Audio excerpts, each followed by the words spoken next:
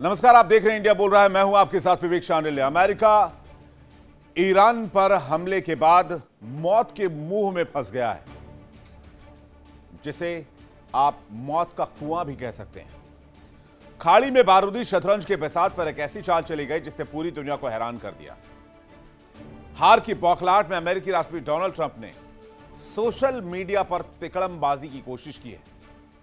होर्मुज को अमेरिकी टेरिटरी घोषित कर दिया है ट्रंप ने, लेकिन ईरान ने भी दो टूक कह दिया है। ट्रंप की यह गलतफहमी बहुत जल्द दूर कर दी जाएगी। दुनिया सोच रही थी कि ट्रंप ईरान से डील करके जंग खत्म करेंगे, लेकिन सच यह है कि ट्रंप इस बारूदी आग को बुझने देना ही नहीं चाहते, क्योंकि इसी जंग के सहारे ट्रंप का व्यापार भी तो चल रहा है।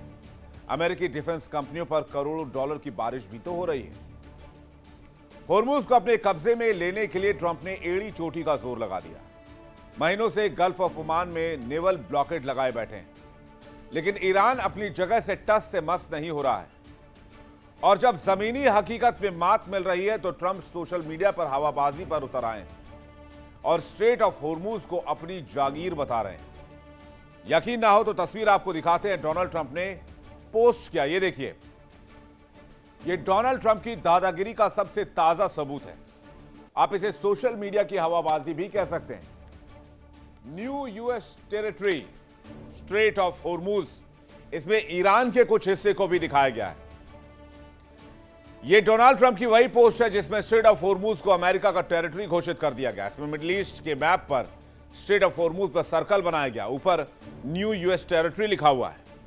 ट्रंप के इस पोस्ट से मिडिल ईस्ट में जारी जंग के शांत होने के बजाय और भड़कने के संकेत मिलने लगे हैं। ट्रंप ने पोस्ट ऐसे समय में किया है जब हाल ही में उन्होंने कहा था कि ईरान को हराने के बाद वो होर्मुज को अमेरिका में शामिल कर लेंगे। ट्रंप की इस हवाबाजी का ईरान ने समंदर के बीचों बीच करारा जवाब दिया। गल्फ ऑफ ओमान में अमेरिकी सेना नेवल ब्लॉकेड लेकर बैठी है। आधुनिक फाइटर जेट्स का इस्तेमाल हो रहा है। इसके बावजूद होर्मुज के लहरों में सिर्फ और सिर्फ ईरान का ही सिक्का चलता नजर आ रहा है। आज ही ईरान ने यूएई के एक और तेल टैंकर पर कब्जा करके ट्रंप के दावों की धज्जियां उड़ा दी और अमेरिका की ताकत को ठेंगा दिखा दिया। तस्वीरें आपको दिखा रही है, देखिए।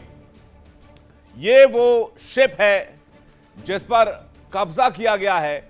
ये यूएई का तेल टैंकर है जिसे केश द्वीप के पास आईआरजीसी ने जब्त कर लिया, क्योंकि यह ईरान का आदेश नहीं मान रहा था और बिना परमिशन और सर्विस फीस के तय रास्ते के बजाय दूसरे रास्ते से जाने की कोशिश कर रहा था। लेकिन ईरान ने समझा दिया कि यह इलाका उसका है। सोशल मीडिया पर नक्शा पोस्ट कर देने से और उस पर यूएस टेरिटरी लिख देने से कोई इलाका अमेरिका की बाप की जागीर नहीं हो जाती है। ईरान ने साफ साफ संदेश दिया है, यह इलाका ईरान का है, यह अमेरिकी टेरिटरी नहीं है। ट्रंप के अहंकार का कब्रिस्तान साबित होगा अगर ट्रंप ने इस इलाके में हिमाकत करने की कोशिश की। सुपर पावर अमेरिका के इतिहास में शायद यह पहली बार है जब छोटा सा देश अमेरिका को घुटने टेकने पर मजबूर कर रहा, उसकी सांसें रोक रहा, उसके नाक के नीचे से तेल के जहाज को उठा ले रहा और अमेरिकी राष्ट्रपति सोशल मीडिया पर माहौल बनाने में व्यस्त है।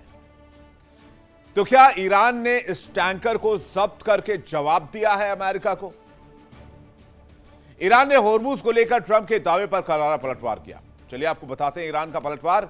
ईरान के उप विदेश मंत्री का जवाब आया है। काजिम गरीबाबादी ने निशाना साधा। होर्मुज को अमेरिका का हिस्सा बताना सिर्फ एक गलतफहमी है। होर्मुज को लेकर ट्रंप की गलतफहमी बहुत जल्द दूर कर दी जाएगी। होर्मुज के समुद्री रास्ते पर अमेरिका का कोई अधिकार नहीं है। अमेरिका से डील होने तक होर्मुज स्ट्रेट नहीं खुलेगा। ईरान की मांगे मानी जाएं, उसके बाद होर्मुज को खोलने पर विचार किया जाएगा। यानी अमेरिका आंखों में आंखें डालकर, ईरान आंखों में आंखें डालकर अमेरिका से बात कर रहा है। खाड़ी से निकलने के लिए अमेरिकी सैनिक जी जान लगा रहे हैं। जमीनी हालात देखकर डोनाल्ड ट्रंप को समझ नहीं आ रहा है कि वो क्या फैसला करें। होर्मुज की चाहत में ट्रंप हर नियम कायदे को ताक पर रख चुके हैं। लेकिन सवाल यही है, क्या डोनाल्ड ट्रंप मुंगेरी लाल की तरह हसीन सपने देख रहे हैं? क्या इस बारूदी शतरंज में ट्रंप की मात तय है और क्या होर्मुज में अमेरिका की दादागिरी का अंत हमेशा के लिए हो जाएगा? और इसी के साथ खाड़ी से अमेरिका का चैप्टर भी क्लोज हो जाएगा। आखिर होर्मुज को यूएस टेरिटरी बताने के पीछे की रणनीति क्या है? बातचीत करने के लिए मेहमानों का बड़ा पैनल हमारे साथ जुड़ रहा है। लेफ्टिनेंट जनरल संजय कुलकर्णी हमारे साथ जुड़ रहे हैं, रक्षा विषय के बहुत स्वागत है आपका। लेफ्टिनेंट कर्नल श्रेयस सोली हमारे साथ जुड़ रहे हैं, बहुत स्वागत है आपका। हमारे साथ प्रोफेसर मनोज कुमार जुड़ रहे हैं, ईरान मामलों की जानकार, और भरत बरई हमारे साथ जुड़ रहे हैं, राजनीतिक विशेषज्ञ, बहुत स्वागत है आपका।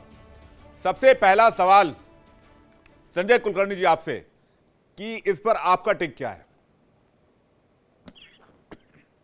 विवेक जी जय हिंद, को पैनलिस्ट को भी जय हिंद। और जिस प्रकार से आपने लिखा है कि ट्रंप जो है ललकार रहे हैं, ट्रंप या यूनाइटेड स्टेट्स जो है साम दाम दंड भेद किसी तरीके से भी ईरान के ऊपर दबाव डालने की कोशिश कर रहे हैं कि कहीं ना कहीं किसी न किसी प्रकार से अगर ईरान दबाव के नीचे आ जाता है तो बहुत अच्छी बात है। लेकिन ईरान ने साबित किया है कि कितना भी हो जाए ईरान का जो हौसला वो बुलंद है। ईरान ने देख लिया है कि पिछले 6 महीने में जिस प्रकार से उसके ऊपर बम बरसे हैं, जिस प्रकार से उसको जबरदस्त नुकसान पहुंचाया, उसके बावजूद भी पूरा ईरान अपने झंडे के नीचे खड़ा दिखता है।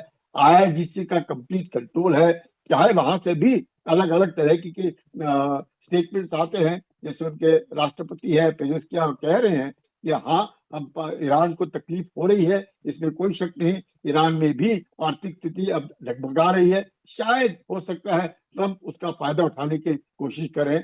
लेकिन जो ट्रंप ने कहा है उसकी कोई पुष्टि यूनाइटेड स्टेट्स की गवर्नमेंट ने नहीं की है। वो खुद कह रहे हैं अपने ट्रूथ सोशल पे एक सर्कल ड्रॉ करके कि यूएस न्यू टेरिटरी। तो ये दर्शाता है एक वो मतलब एक तरीके से मैं कहूँगा फ्रस्ट्रेशन, इतना फ्रस्ट्रेशन कि अब हद हो गई कि अगर राष्ट्रपति को खुद इस तरीके का सर्कल बना करके दिखाना पड़े और उनका ही एडमिनिस्ट्रेशन इसकी पुष्टि ना करे, ये संकेत आ रहे ये अच्छे नहीं है। एक साफ दर्शाता है कि विश्व भर में अब और परेशानी होगी और तेल की किल्लत होगी। जिस प्रकार से लगातार टैंकर, चाहे वो यूएई के हो या किसी भी इसके हो, ईरान हमले कर रहा है, जिस प्रकार से सऊदी अरेबिया पे हमले होते हैं या फिर इराक में हमले हो रहे हैं, ये दर्शाता है मुझे हालात जो है वो ठीक नहीं है और आने वाले दिन बहुत परेशान के होंगे। और स्टेट ऑफ होर्मुज जो है, जो फ्रीडम ऑफ नेविगेशन को लेकर के जो यूएस ने बार बार बात करता है, ईरान जो कहता है कि स्टेट ऑफ होर्मुज, लेकिन ईरान को एक बात समझ में आनी चाहिए कि 12 नॉटिकल माइल उनका इलाका है और 12 नॉटिकल माइल में अगर ईरान मनमानी भी करता है तो चलो, तो बाकी 12 जो नॉटिकल माइल्स हैं, 12 नॉटिकल माइल ओवरलैप है दोनों का, 21 नॉटिकल माइल है state of Hormuz. Donald Trump अपने ट्रूथ सोशल पर कुछ भी लिखे से कोई फर्क नहीं पड़ता अगर डोनाल्ड ट्रंप अमेरिकी राष्ट्रपति नहीं होते। ये देखिएगा, बिल्कुल उनका मतलब ये जिम्मेवारी है। जो भी राष्ट्रपति कुछ बात कहते हैं तो लोग उनको राष्ट्रपति ट्रंप के नाम से और उनके जो भी बोलते हैं, लिखते हैं, कहते हैं, उनको सम्मान दिया जाता है। ये कमाल की मानसिकता पहली बार देख रहे हैं। ग्रीनलैंड कब्जा लूंगा, वेनेजुएला को अमेरिकी टेरिटरी घोषित कर दूंगा, स्टेट ऑफ होर्मुज अमेरिकी टेरिटरी है। आखिर ये तो अनार्की फैलाने वाली बात हुई। ये वर्ल्ड ऑर्डर को ध्वस्त करने के हिसाब से इस तरह का बयान अगर आप दे रहे हैं तो ये आप क्या करें? आप तो पूरे वर्ल्ड ऑर्डर को चुनौती दे रहे हैं। मैं बरई साहब का रिएक्शन चाहूंगा, वो कैसे डिफेंड करेंगे इस पोस्ट को? बरई साहब। नहीं, डिफेंड तो कैसे कर सकते हैं? उसकी कोई गहरी चाल हो वो बात अलग है, तो मुझे भी मालूम नहीं है और किसी को भी मालूम नहीं है। या पागलपन है वो भी मालूम नहीं है। वो राष्ट्रपति हो गए हैं तो अमेरिका के संविधान से वो कमांडर इन चीफ है, तो अपने आर्म फोर्सेस का इस्तेमाल कर रहे हैं। लेकिन अमेरिकी कांग्रेस ने उसका समर्थन नहीं किया है। रिपब्लिकन पार्टी की जो सेनेटर्स और कांग्रेसमैन हैं वो भी थोड़े अनईजी हो रहे हैं। लेकिन ईरान का भी कोई समर्थन नहीं है क्योंकि ईरान को भी टेररिस्ट देश माने जाता है। अगर ईरान कोई सभ्य देश होता तो अमेरिका में कांग्रेस में बहुत ज़्यादा प्रोटेस्ट हुआ। तो जैसे बोलते हैं कि एक गुंडे को मारने के लिए दूसरा गुंडा चाहिए, ऐसी स्थिति काफ़ी हो रही है कि ईरान भी एक आतंकवादी देश है, सारे मिडल ईस्ट में उसने आतंक फैलाया है, उसको मिडल ईस्ट में भी कोई सपोर्ट नहीं है। ऐसे ट्रम्प साहब वहाँ राष्ट्रपति हो गए हैं, 2 साल उनको और जाने के लिए है, और अपनी जो सत्ता है कमांडर इन चीफ से उसका वो इस्तेमाल कर रहा है, लेकिन वो पॉपुलर नहीं है। मतलब ईरान को सबक सिखाने के लिए ट्रंप जैसा ही लीडर चाहिए। सोडी सर, क्या आप इस बात से सहमत हैं? विवेक जी, जय ये सर। मेरा सौभाग्य कि मैं आपके न्यूज चैनल पे और विख्यात को पैनलिस्ट के साथ 14 नवंबर 1987 को एक किताब प्रकाशित हुई थी जिसका शीर्षक था Trump the art of deal, जो स्वयं डोनाल्ड ट्रम्प ने खुद लिखी है। इस किताब में ट्रम्प ने लिखा है कि यदि इंसान को सफल होने के लिए या सफल दिखने के लिए झूठ भी बोलना पड़े तो इंसान को हिचकना नहीं चाहिए, क्योंकि अंत में एक ही चीज मान्यता देती है इंसान को, वो है सफलता। यही चीज अभी आप 2026 में आई है। पूरी दुनिया जान चुकी है अमेरिका ईरान युद्ध हार चुका है। एक ही इंसान 9 अरब लोगों में नहीं जान चुका है कि अमेरिका ईरान से हार चुका है, वो है स्वयं डोनाल्ड ट्रंप।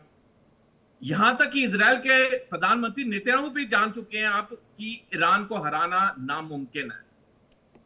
अब बात आती है डोनाल्ड ट्रंप की। डोनाल्ड ट्रंप क्यों ये झूठ बार बार फैला रहे हैं? चाहे कभी स्टेट ऑफ हॉर्मुज का नक्शा हो, चाहे 47 बार कहना कि मैं युद्ध विराम तोड़ दूंगा, मैं ये करूंगा, वो करूंगा, जितनी अनशन बातें तो हम देखते हैं पिछले 3-4 महीने से।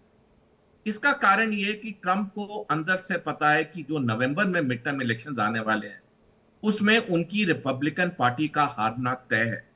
उन्होंने इसी साल 1 अप्रैल को, जब ईरान युद्ध का जो पहला फेज था 40 दिन का चल रहा था, 1 मई को ट्रंप ने कहा था कि यदि रिपब्लिकन्स मिड टर्म इलेक्शन हार जाते हैं तो मेरी इंपीचमेंट या पद से हटाने की कार्रवाई भी शुरू हो सकती है।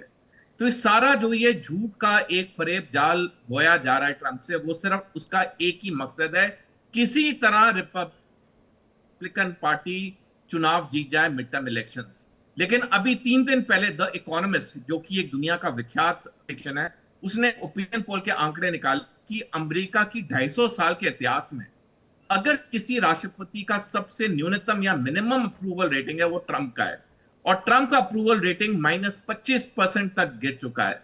तो ट्रंप चाहे कुछ भी बोल लें, अंदर से वो जानते हैं कि उनका पार्टी का मिड टर्म इलेक्शंस का हारना तय, उसके बाद जो उनके साथ होगा वो उसके बारे में ऑलरेडी पब्लिक में बयान दे चुके हैं। जहां तक ईरान की बात है, ईरान ने इस जंग की तैयारी 18 अप्रैल 1988 को की थी, जब अमेरिका ने ईरान पे ऑपरेशन प्रेइंग मैंटिस किया, जिसमें 56 ईरानी सैनिक मारे गए, 2 ईरानी युद्धपोत डुबोए गए और 3 ईरानी लड़ाकू विमान बर्बाद हुए अमेरिकी सेना से। तब ईरान को पता चल गया कि जो 7 साल पहले 19 जनवरी 1981 को अमेरिका ने ईरान को लिखित में दिया था कि अमेरिका कभी ईरान पे सैनिक हमला नहीं करेगा, जिसे एल्जियर अकॉर्ड के नाम से जाना जाता है, वो सब झूठ है। वो दिन दूर नहीं जब ईरान पे 2 फ्रंट वॉर होगी, अमेरिका और इजराइल से। तब से लेके आज तक ईरान ने पूरी इसकी तैयारी की है। तो जहां तक बात है ईरान की, ईरान के विदेश मंत्री अगराची कह चुके हैं कि चाहे ये युद्ध 4 साल चले, 40 साल चले, ईरान तैयार है, क्योंकि ईरान के पक्ष में 2 बड़ी चीजें हैं, एक है टेरेन, दूसरा है टाइम, यानी कि ज्योग्राफी, भूगोल और समय पूरी तरह ईरान के पक्ष में। लेकिन अमेरिका की स्ट्रेटजी डिकोड हो सकती है क्या? ट्रंप होर्मुज का इलाका यूएस टेरिटरी बता रहे हैं। मनोज जी, आपको क्या लगता है? देखिए विवेक जी, अमेरिका के प्रेसिडेंट जैसा अभी बरई सर ने जो बताया, क्योंकि ट्रंप आने के बाद से बिल्कुल एक तरीके से अगर उनको आप देख लीजिए तो बड़े ही नोटोरियस स्टेटमेंट देते रहे हैं। तो मुझे लगता है कि अमेरिका जैसा देश का राष्ट्रपति जब इस तरीके का स्टेटमेंट देता है तो खुद अपने आप में मजाक बनते हैं, और एक बड़े ही नाटकीय ढंग से पूरे वर्ल्ड के सामने अमेरिका को और अमेरिका की जनता को और इवन अमेरिकन आर्मी को भी एक्सपोज कर रहे हैं। लेकिन दूसरी तरफ हमें ये भूलना नहीं चाहिए कि ट्रंप एक बिजनेसमैन भी है, और शायद यही कारण है कि जिस तरीके से आप समझ सकते हैं कि कुछ दिनों पहले वो बार बार इस चीज को कह रहे थे कि अमेरिका की जो नौसैनिक है वो नाकेबंदी करके हमने स्टेट ऑफ हॉर्मुज पे पूरी तरीके से नियंत्रण कर लिया। और शायद आप देखिए ये जो एमओयू है एक तरीके से आप देखिए तो दोनों तरफ से समाप्त हो चुका है, और दोनों देश बिल्कुल उस पोजीशन में आ चुके हैं और एग्रेसिव भी दिख रहे हैं।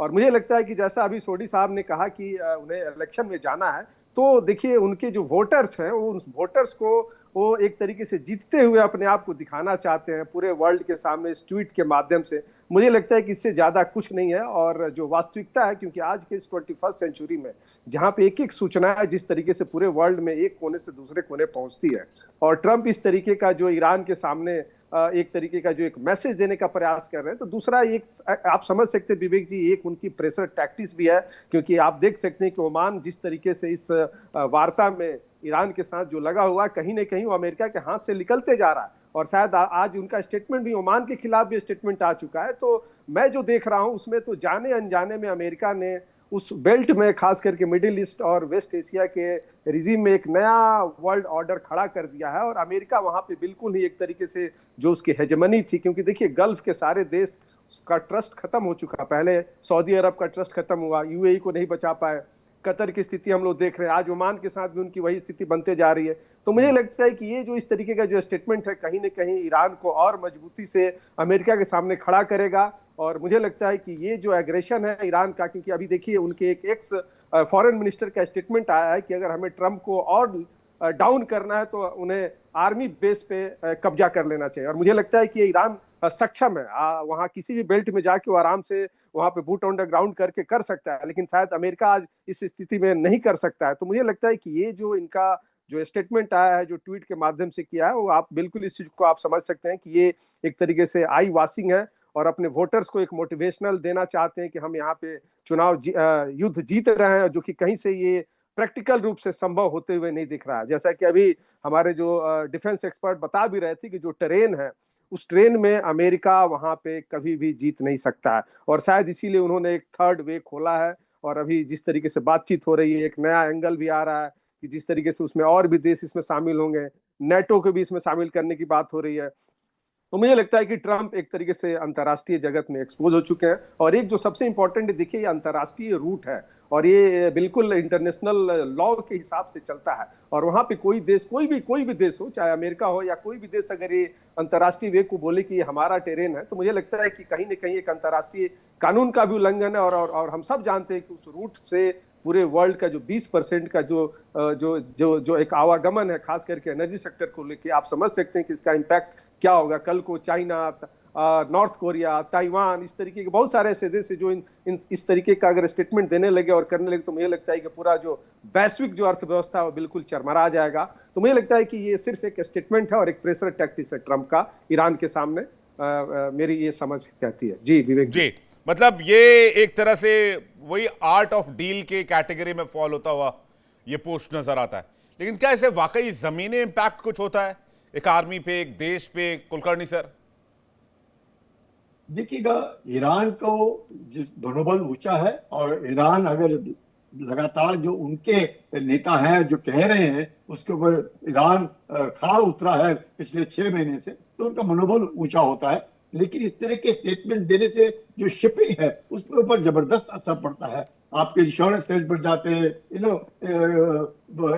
Instability comes up. अभी आप देखिए, जहां से 150 और शिप्स गुजरती थी, वहां पे सिंगल डिजिट पे आ गए, 6, 7, 8 मैक्सिमम गुजरते हैं। अगर यूएई का शिप आता है या इजिप्ट का शिप कहीं से भी जाता है, उसके ऊपर उनके ऊपर फायरिंग करना, तो ये जो इंस्टेबिलिटी है, इंस्टेबिलिटी 20% ऑफ द ऑयल। अब ऑयल ये नहीं कि विश्व में तेल नहीं है, अमेरिका तेल बेच रहा है, वेनेजुएला तेल बेच रहा है, बाकी तेल बेच रहे हैं। यहाँ पे जरूर किल्लत है, 20% नहीं आ रहा, पर उसका पूर्ति कहीं से तो हो रही है, इसमें कोई शक नहीं। लेकिन फायदा किसी एक देश को हो रहा है, बाकियों को नहीं हो रहा।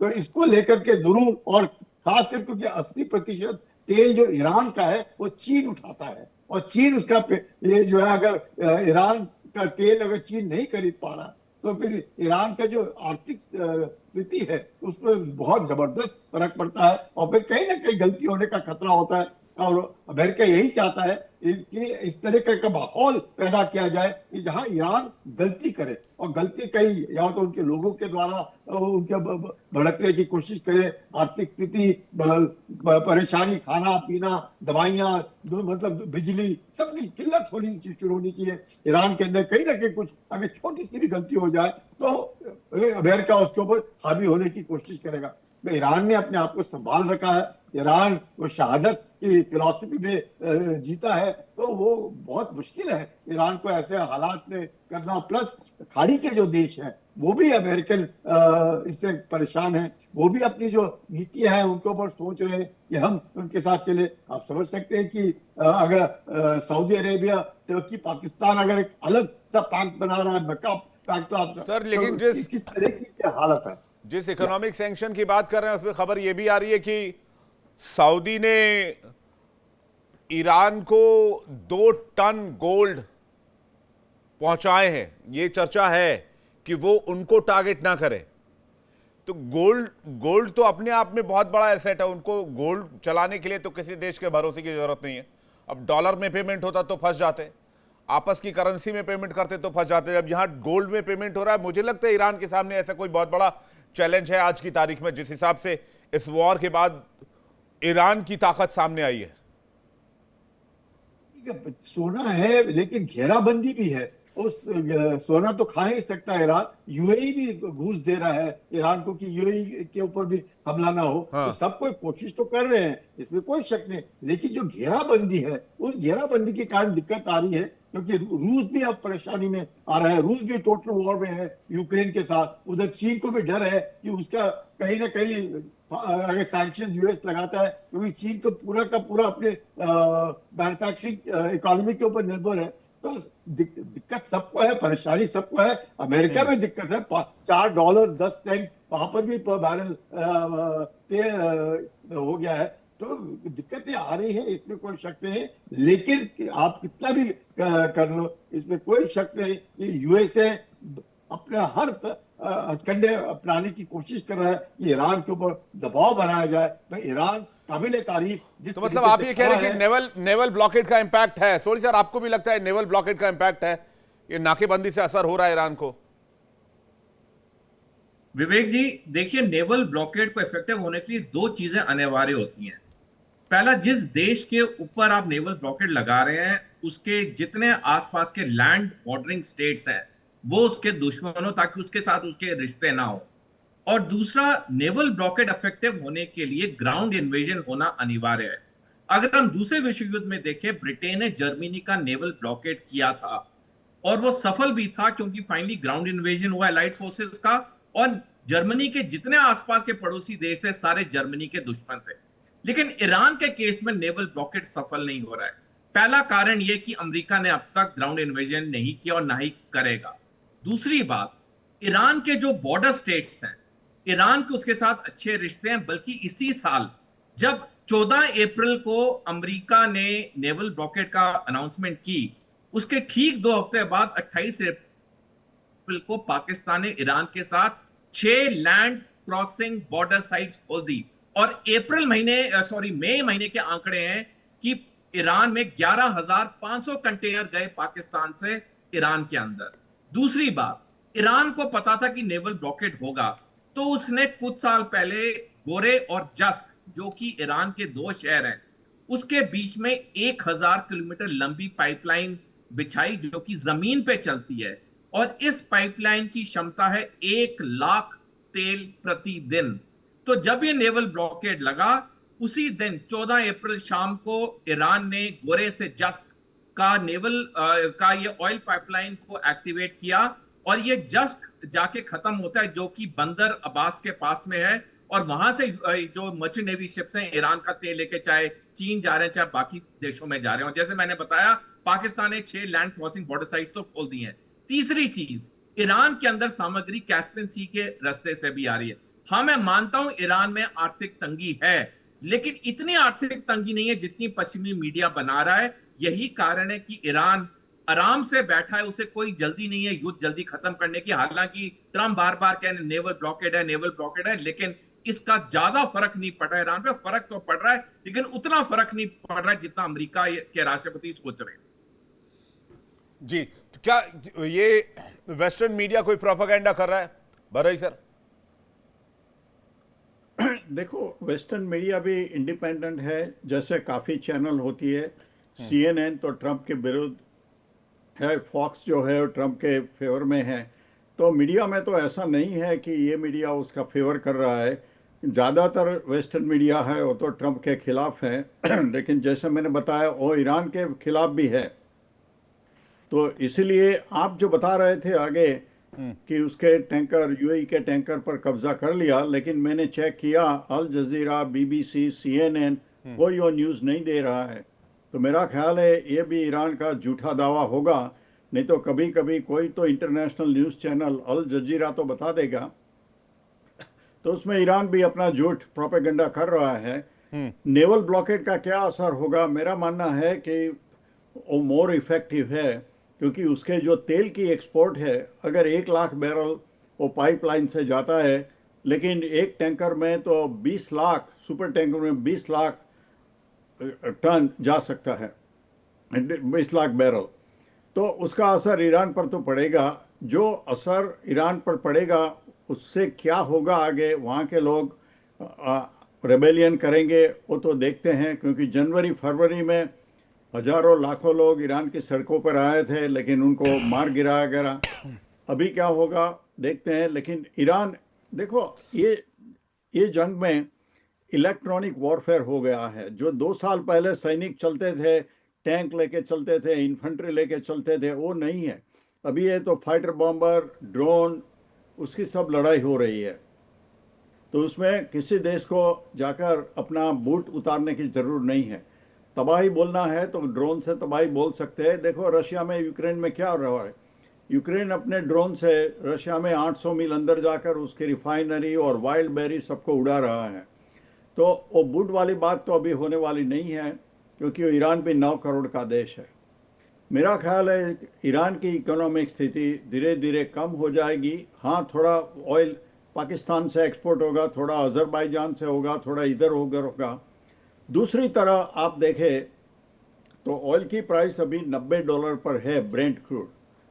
वो 175 या $180 नहीं हो रही है, क्योंकि ऑयल का लीक भी वहाँ से हो रहा है। सऊदी अरेबिया अपनी पाइपलाइन से ऑयल एक्सपोर्ट कर रहा है। यूनाइटेड अरब अमीरेट अपने पोर्ट से कर रहा है एक्सपोर्ट। रशिया खुद एक्सपोर्ट कर रहा है भारत को और चाइना को। वेनेजुएला ने अपना एक्सपोर्ट बढ़ा दिया है। यूएसए ने अपना एक्सपोर्ट बढ़ा दिया है। तो शॉर्टेज है, लेकिन ऐसी शॉर्टेज नहीं है कि दुनिया की इकोनॉमी को बहुत धक्का लगे। शॉर्टेज, लेकिन इम्पैक्ट तो सबको हो रहा है। मतलब इनफैक्ट तो पूरी दुनिया में हर एक व्यक्ति इससे इम्पैक्टेड है। मुझे नहीं लगता कोई भी अछूता होगा इस वॉर की जो आउटकम आए हैं या फिर इस वॉर की जो रिपरकशंस आए हैं। लेकिन सवाल इस बात का है कि ना अमेरिका इस वॉर को ख़त्म करने को तैयार है और ना ईरान इस वॉर को ख़त्म करने को तैयार है। अमेरिका तो ये भी खबर मिल रही है कि और लंबी लड़ाई के लिए डिप्लॉयमेंट उसी हिसाब से वो इस इलाके में शुरू कर रहा है। और अब यूएसएस जॉर्ज वॉशिंगटन को भेजने की तैयारी है, जब वहां से यूएसएस लिंकन को निकाला जाएगा। प्रोफेसर मनोज कुमार से समझना चाहेंगे कि अब इस मामले में क्या सॉल्यूशन की बात होगी, या अब ट्रंप के जाने के बाद ही 2029 के बाद ही सोचा जाए कुछ?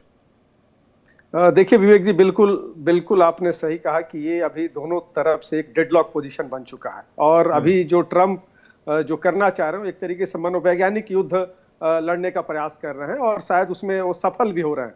क्योंकि अगर आप देख लीजिए तो जिस तरीके से अमेरिका में, ईरान में बेसिकली जिस तरीके से इन्फ्लेशन जो बढ़ रहा है, वो लगभग अभी 88% जा चुका है। लगभग 66% से लेकर 88% तक वहाँ का जो महंगाई दर बढ़ चुका है। और अभी जैसा हमारे पूर्व के वक्ताओं ने जो कहा कि ईरान में जिस तरीके का क्राइसिस क्रिएट हो रहा है, वो ऑब्वियस है कि ईरान ने अपने आप को तैयारी कर रखा है। लेकिन अमेरिका शायद यही रणनीति अपना रहा है, क्योंकि उसे ये समझ में आ गया है कि हम डायरेक्ट कन्फ्रंट करके ईरान पे अपनी बढ़त नहीं बना सकते। और शायद उसमें उन्होंने सबसे, जिस तरीके से ईरान ने स्ट्रेट ऑफ हॉर्मुज को अपना ऑक्सीजन के रूप में यूज करने का प्रयास किया, और वही शायद आज अमेरिका और खास करके जो उसके नौसैनिक हैं जो ब्लॉकेट करके वो ज्यादा प्रभावी रूप से उसको इंपैक्ट करने का प्रयास कर रहे हैं। क्योंकि देखिए ईरान में क्रूड ऑयल तो निकल रहे हैं, लेकिन वहां से जिस तरीके से उसका जो प्रोडक्शन है वैसे बाहर नहीं निकल पा रहा है। और शायद यही है कि यही कारण है कि कहीं न कहीं ईरान की economy day by day deteriorate कर रही है। और उसका इम्पैक्ट ये होगा कि आने वाले समय में, जैसा कि बरई सर जो बता रहे थे कि वहां पे जिस तरीके से एट्रोसिटी की गई, जो विरोध कर रहे थे IRGC के खिलाफ में, तो मुझे लगता है कि अमेरिका इस रणनीति को अपनाने का प्रयास कर रहा है कि इंटरनल कन्फ्लिक्ट्स वहां पे हो, जिसके माध्यम से वो फिर इंटरवेन करें, क्योंकि हम सब जानते हैं कि उसका जो मोटिव था अमेरिका का उस बेल्ट में और ईरान के ऊपर जो अटैक करने का, वो मेन मोटिव यही था कि किस तरीके से हम एनर्जी रिसोर्सेज पे कब्जा करें, कंट्रोल करें, रिजीम चेंज करें। तो शायद अभी के इस पूरे 4.5 महीने के घटनाक्रम को अगर हम लोग देख लें तो उसमें से अमेरिका कहीं से भी सफल होते हुए नहीं दिख रहा है। और शायद इसीलिए आपने जैसे कहा विवेक जी की अब्राहम लिंकन की वापसी हो रही है और वहाँ पे जॉर्ज बुश जो उसका नेवल जो लेके वहाँ पे आया जा रहा है, तो उसके पीछे का मोटिव यही है क्योंकि उनके जो नौसैनिक थे वो बहुत ही टायर्ड हो चुके थे। जिस तरीके के फुटेज निकल के आ रहे थे कि आपसी जो यूएस आर्मी उसमें असंतोष हो रहा था, और शायद इसीलिए वहाँ के डिफेंस कमांडर वहाँ विजिट किए और उसके बाद ही ये जॉर्ज बुश वहाँ पे लेके आया जा रहा है। तो मुझे लगता है कि उसके पीछे का मोटिव यही है कि लंबे समय तक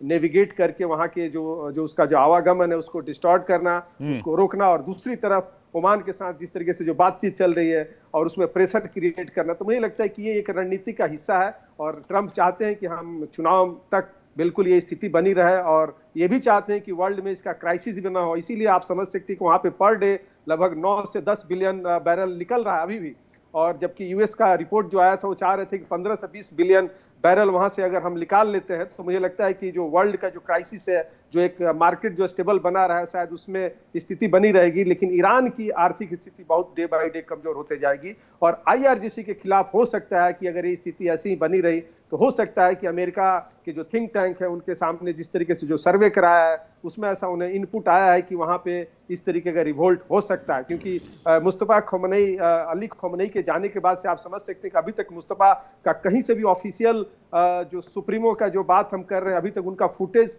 कहीं से आया नहीं है। तो ये भी एक रणनीति का हिस्सा हो सकता है आईआरजीसी का। और तीसरा जो सबसे इंपॉर्टेंट है, क्योंकि आप समझ सकते हैं कि जिस प्रकार से ईरान ने जो न्यूक्लियर एनरिचमेंट किया था वो किसी भी देश को सौंपने के तैयार नहीं हो रहा है। तो हो सकता है कि तो उसके पीछे एक कहानी ये भी है कि ईरान ने उस एनरिचमेंट को शायद 70-80% अबव कर लिया है। अभी तक वो आईएए की जानकारी में 60% तक ही है, लेकिन अगर वो यूरेनियम हैंडओवर करेंगे तो सबको पता चल जाएगा कि 80% या 90% तक एनरिच है।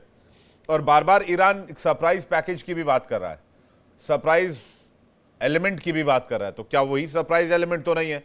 बहुत सारी ऐसी चीज़ें हैं। और जिस रिवोल्ट की आप बात कर रहे हैं, रिवोल्ट के बारे में तो मैं बहुत सेटिस्फाइड इस बात से नहीं हूं, क्योंकि वहां के ज़्यादातर लोग उन लोगों के खिलाफ है जो अमेरिका से डील चाहते हैं।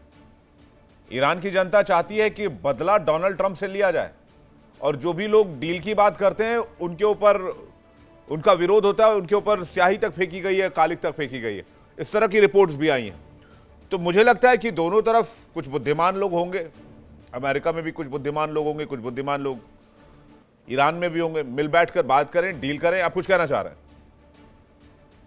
बिल्कुल, आप जो बता रहे हैं ये एक बिल्कुल पक्ष है, और ये इस तरीके का जो फुटेज निकल के आया है, और पिछले 5.5 महीने में ईरान की जनता ने जिस तरीके से आईआरजीसी को सपोर्ट किया है। लेकिन अगर लॉन्ग टर्म में अगर ये युद्ध लंबा खींचता है तो आप समझ सकते हैं कि अमेरिका वहां से बिल्कुल इस स्थिति में वापस नहीं होगा, क्योंकि उसे अपने पूरे वर्ल्ड पॉलिटिक्स में जो उसका जो हेजेमोनियल जो पोजीशन है उसको मेंटेन रखना चाहता है, और इसीलिए वो एक सेफ पैसेज लेके एक लंबे समय तक की रणनीति में उसको एग्जॉस्ट करना चाहता है ईरान को, ताकि वहां के जो सिविलियन में एक तरीके का रोष करना चाह रहे थे तो 1979 से तो सैंक्शन ही लगा रखा है, स्विस बैंकिंग सिस्टम से बाहर कर रखा है, स्विफ्ट बैंकिंग सिस्टम से। इसके अलावा उनको किसी तरह के करेंसी का एक्सेस नहीं है।